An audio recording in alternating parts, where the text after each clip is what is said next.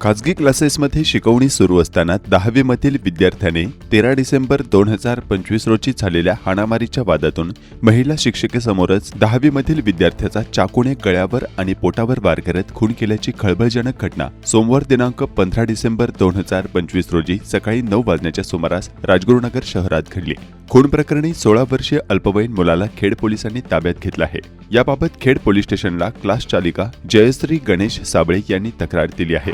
पुष्कर दिलीप शिंगाडे वयवर्षे 16 असे खून झालेल्या विद्यार्थ्याचे नाव आहे, तर अल्पवयीन आरोपी विद्यार्थी हा मांजरेवाडी पिंपळ येथील कैलासवासी वसंतराव मांजरे विद्यालयात शिक्षण घेत आहे।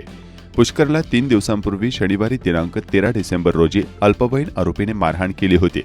15 डिसेंबर रोजी नेहमीप्रमाणे क्लास सकाळी सुरू झाल्यानंतर आरोपी हा 15 मिनिटे उशिरा येऊन मयत पुष्करच्या पाठीमागे बेंचवर बसला। महिला शिक्षिका शिकवत असताना काही कळायच्या आत पुष्करच्या डोक्यात टपली मारली। मागे वळून पाहताच आरोपी विद्यार्थ्याने सोबत आणलेल्या चाकूने थेट गळा चिरत पोटावर वार करून मोटरसायकल घेऊन पसार झाला। पुष्कर यास रुग्णालयात नेण्यात आले, मात्र त्यापूर्वीच त्याचा मृत्यू झाल्याचे डॉक्टरांनी घोषित केलं। या घटनेनंतर मृत विद्यार्थ्याचे वडील अत्यंत व्यथित झाले आहे। त्यांना सुरुवातीला मुलांची भांडणे झाल्याची आणि त्याला रुग्णालयात नेण्याची माहिती मिळाली होती, मात्र काही वेळाने मुलाच्या मृत्यूची बातमी त्यांना मिळाली।